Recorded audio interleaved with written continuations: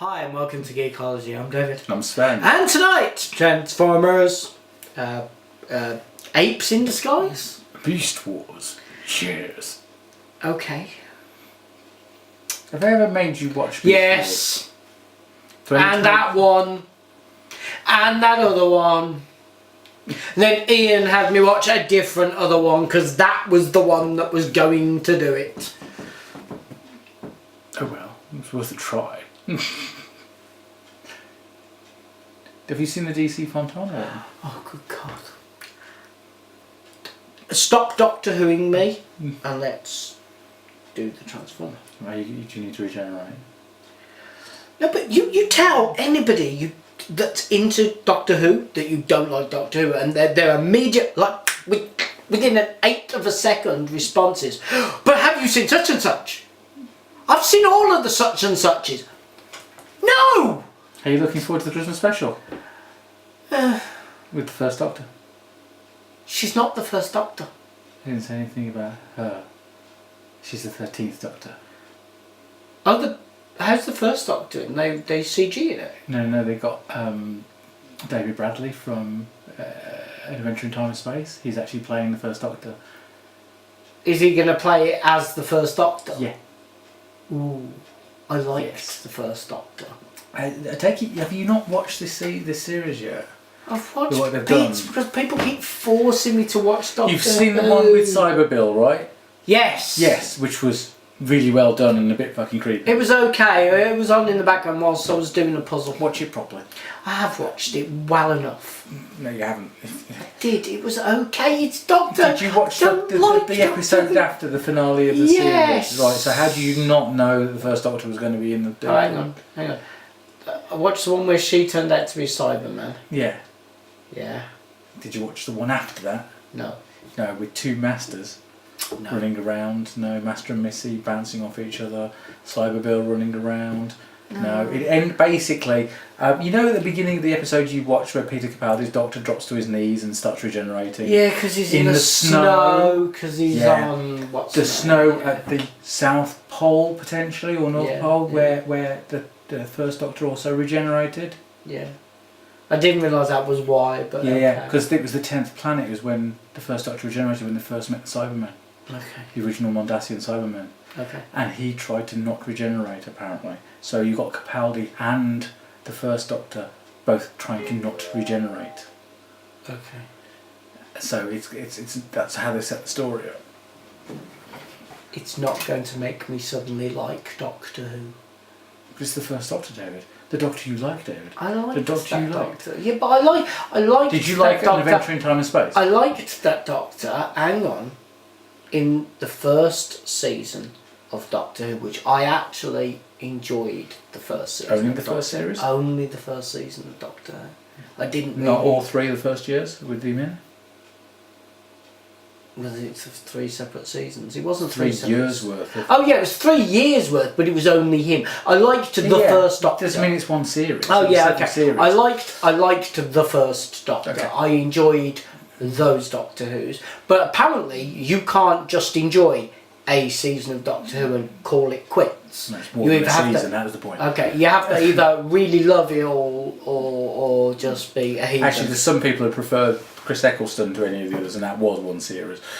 And then there's the 8th Doctor fans, and they got one episode. I've watched 85% of Doctor Who. It's gone down since I've seen all of it. Right, okay. Yeah, I haven't seen all of it because I've missed big chunks of this new season and big chunks of the season before it. But I had watched it all up until one point. I still didn't freaking like it. I liked the first Doctor. He was good. And I quite enjoyed some of the stories with Pertwee as the Doctor. He was, I really enjoyed some of his. And the Sarah Jane Adventures. You like the Sarah Jane Adventures? Some of those were alright. They weren't fantastic. Some of it was alright, but I'm not a massive fan of...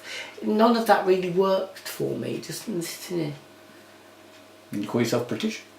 It's got it's got nothing to do with being British, and it's got nothing to do with being a science fiction fan.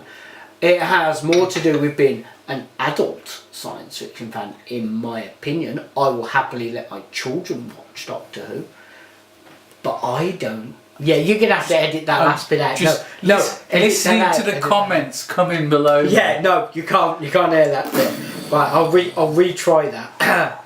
Tumblr just made you their number one enemy. Yeah, I know. I'll redo that. No, it's got nothing to do with being British. It's got to do with being a science fiction fan. And would you say I'm an American because I absolutely loved The Twilight Zone and The Outer Limits?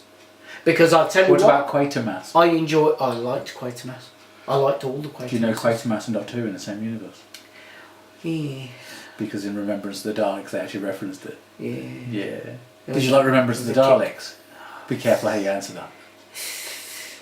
You know which one I'm referring to, right? With the 7th Doctor. When the Daleks suddenly had a massive upgrade and actually was shooting laser beams and stuff. Fly and for the first time. Which most people don't even realise because in the 2005 episode Dalek they started flying for the first time. No, it was Remembrance of the Daleks that did that first time. There's something about it. I just never. As I said, I really enjoyed the first Doctor. I did. Didn't really get on with the second Doctor. It kind of third Doctor. But everything after that, just no. And as I said, there was a point against scarves. There was a point where I had actually watched every Doctor Who and all the movies because of fans and because I did Doctor Who conventions. So I kind of had to. I had to at least know what I was talking about. But I don't have a love. I don't have a passion for it in any way. What are your feelings towards the 13th Doctor? I'm sure she'll be fine. It'd be great to have another female Doctor. Another? Yes. She's the second female Doctor. How do you work that one out? Are we going with screen canon? Now, how are you defining canon?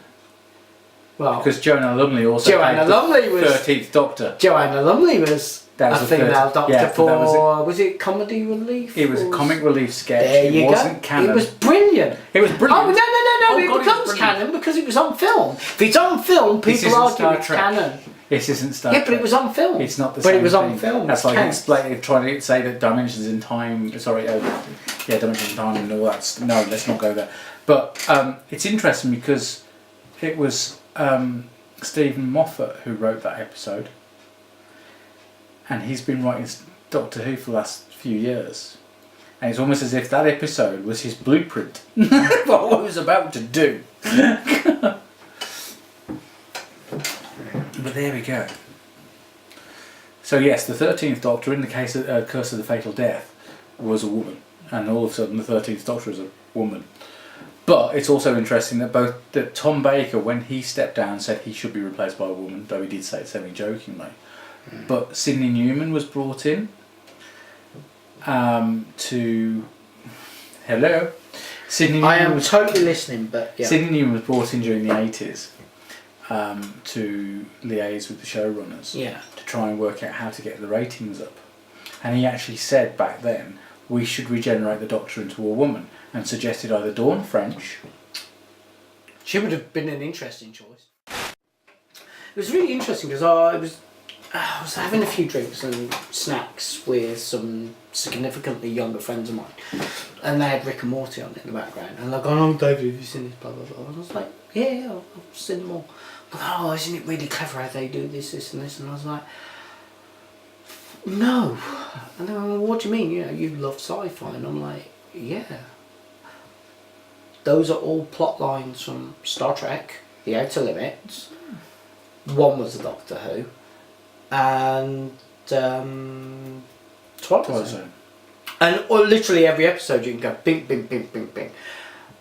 And they said, "Well, no, it's not an exact rip-off." And I was like, "Well, no." I said, "But they're playing with very, very..." I said, "The reason I specifically mentioned those is because that was the first time a film or an on-screen usage of that concept had been shown, because obviously it'd been written about for God knows how many years. And we are seeing a rehash of these really old concepts. Now, even next gen rehashed old concepts. But it did 5 stories in our universe. But it did so in a smooth, subtle way where obviously Rick and Morty is not. I actually quite enjoy it in a Just out of interest, you've been watching that. Have you been watching Adventure Time, the regular show? With, Amazing no. World of Gumball? No, people keep trying to get me into Adventure You know Time. the Amazing World of Gumball? I haven't seen this. Whatever this is, I don't know what that is. They have a local mall, and it's not local at all. It's Merry Hill. They actually use images from the inside of Merry Hill for it. Okay, well, what are you, I've not heard of this show. What is it? Amazing World of Gumball. Yeah, I've not heard this one. How have you not run into this? British American. Well, British. Very it's American. Merry Hill. No, it's very American. That's what makes it weird. So why is it Merry Hill? I don't know. It's like they've used standard shots of Merry Hill as their local mall. It's like that's a bit strange. That's a bit weird. So it's like, why have you got all these British shops in your background that you don't have in the States? A generic. Maybe it was animated here or something. But yeah, it's quite no. It's very American. American. But it's a weird show. It's kind of on the same level as the regular show and Adventure Time. It's like I don't like Adventure Time though. You know what Adventure Time is, right? Yeah. Post-apocalyptic horror. Unicorns and eating humans and where all the human race has mutated into all sorts of weird forms and everything else around them has become sentient, and like you've got Blamanges running around saying, "Hi, I'm human and alive and sentient," and you're like, "What?" And the Ice King's like an old rocker. And I've seen it. It just again with the things that just did not click well with me. And yet people think I'm weird because I really love South Park. I think South Park is great. I've always enjoyed South Park. It's well done. It's alright. You might recover one day. Yeah. We all have different tastes. I mean, it's like your love for this. Yeah. Cheers. I really enjoyed the film. You know I enjoyed the film. The TV series, the original animated. Right, okay. Just be careful. But I didn't like the G1 TV show that much. You're passionate from the comics. Yeah. All the G1 TV show gave me some voices for the comics. Yeah, but I don't come and beat you over the head with the Dark Horse versions of Alien or the innovation version of Beauty and the Beast and is that the one with Linda Hamilton in? It was a comic book based on the TV series. Right, because you banged me over the head with a bloody TV show. No, seriously, the comic is amazing. Did you ever read any of their versions of the Quantum Leap comics? Because they were... Possibly. Oh, yeah. Memory man, you can remember how to do each one of the things with this thing, but ask you what you did last week and you got to check your diary. No clue. Being friends with you is very strange. Right, shall we crack on with this, eh? Yes. Alright then. Do we need to record an exit for this, or are you just going to do a voiceover going, "This is a strange conversation me and David had that I think should be aired"? Yeah, well, we'll just leave it at something. Right, okay. Or I could just use that we've just recorded.